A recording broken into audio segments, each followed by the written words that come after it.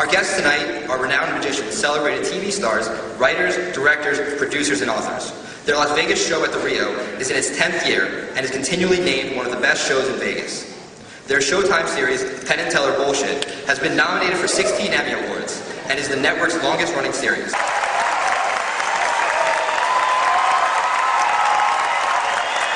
Bottom line is, my name's Bob Tuskin. I'm a radio host. I do a radio show at theylie.com. That's my website. And you guys lied on your bullshit episode about 9/11 truth. What a surprise, guys, right? There are 4,000 professional architects and engineers demanding answers about the largest crime in our lifetimes. May I ask my question respectfully and get an answer? You guys were just approving of civil discourse and being a skeptic and critical thinking and whatnot, so why don't I get to that critical thinking and ask my question? The bottom line is that the family members, as well as the consensus of over 4,200 professional architects and engineers, are concerned about what happened with Building 7, a 47-story building that collapsed in free fall speed on September 11, 2001. Is there a question? Yes, absolutely. Now, I study philosophy here, as I mentioned, and part of that.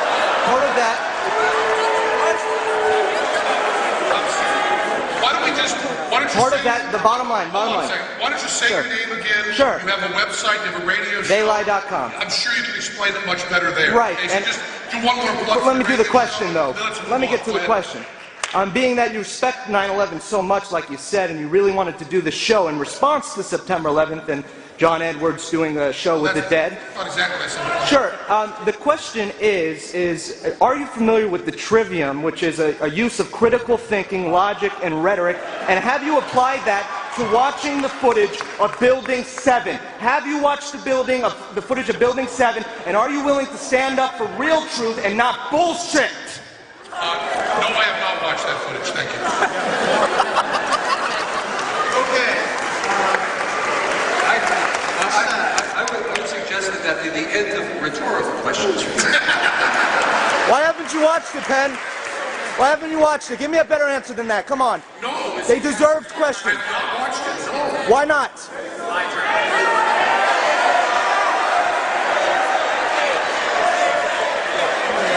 Thank you. I love them. Okay. You know Stacey Kondrasky? I'm a good friend. Yeah. If you give me a second just to film the audio for me. I'm not threatening anybody either. That's not provoking anymore. I'm not going to go out there. You can watch me. I just need to buy you. Do me a favor. Can you do me a favor? This is for the film. I'm very passionate about this. Bend the rules a little bit. So.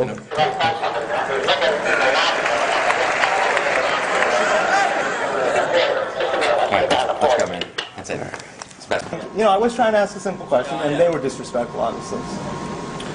Okay.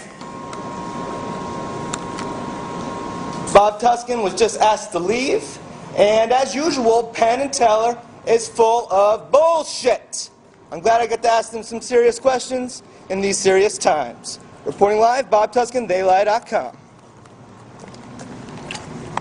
So much for coming up to me and asking me more about the issue and keeping an open mind. Was there anything that stuck out to you guys about their response? The only thing that was sketchy to me was the fact that when you asked him about Building 7 and if he had seen the footage, that he said no, he hadn't, even though he said they researched every issue for that show, like, you know, to the fullest extent. So if he does that, he must have seen that footage somewhere, sometime. So You would think. yeah, you would think. So, yeah. Almost as if he was like dodging the question. Or... Yeah, just something maybe he doesn't want to. He's like leave untouchable or something like that. Sure, and you know, that's his choice, but I think it's common decency to respond to a question. It wasn't off topic, was it, my question? No, It was on topic. Yeah, so. Thanks, guys. Well, the whole point of bullshit is to think with your mind and not your heart. In case you didn't know where those two things were, doing an audio-visual radio. All right, guys, thanks so much for coming up and asking me about what happened in there. And yes, I do think it's extremely disgusting that when you ask them a question in line with what they were saying before, you know, with civil discourse, and they treat you like a terrorist, I think that is a problem. What are you guys' thoughts about my question in particular and their response? I thought there was nothing wrong with the question. I thought it was a completely fair game, but you know, that's just how it is in America these days. Everybody wants to spin everything. Nobody wants to get down and dirty. And it's disgusting, and it's really ironic that they would do that to you, because the whole time they're preaching about, you know, oh, the kid that got tasered, oh, we need civil liberties in our country and able to speak our thoughts and everything like that, and they just completely shunned you, and I just thought it was appalling.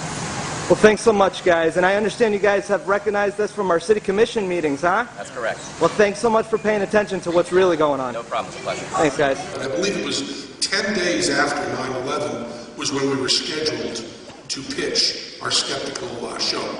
And, you know, the country had decided that we were supposed to go back to business as normal. So we were put in a position of going in to pitch a skeptical, atheist, libertarian show a very few days after 9/11.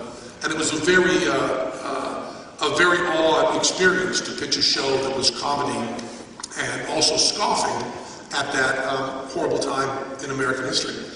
We're going to feel okay, because at least we pitched this show to try to tell the truth. And you people in television that put evil fucks like him on the air are going to have a lot of trouble sleeping. And I said, all we want to do is go on TV and say that, and show respect for the people that died. And of course, John Edward did, shortly after that, announce that he would be doing Talking to the Dead from 9/11. And then, to always my joy and my love of the American people, the American people rose up as one and told him to fuck himself. And he did not do that special. But you can go back and look, and it was announced. And we also said during the pitch that scientists on TV were dry and direct and honest and had information, and the other side were crazier than shithouse rats. And crazier than shithouse rats made better TV than soft-spoken and honest. And we promised them that we would be crazier than shithouse rats, but also be telling the truth. That was the promise of bullshit that I think we delivered on pretty well.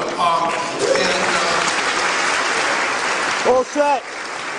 The mail we got from it was overwhelmingly positive. And I think that shocked Showtime a little bit, and I'm very embarrassed to say it shocked us a little bit, because we had underestimated the viewing public, and there was a big market out there for people who wanted to hear someone telling the truth as they see it, as opposed to lying to them. So that's how we pitched it. That's how it went, and it's been 8 years. And I do want to say that there's been some very, very strong hate mail, and there's been some death threats and some very unpleasant things. I don't want to pretend that it's all overwhelmingly positive and everyone loves us, but I do want to say that my cynicism of people will watch this and hate it and you'll still make money because of that cynicism was uncalled for, and I'm embarrassed by it. And that was one of my next questions. Who, out of all the things that you've done on the show, who did you piss off the most?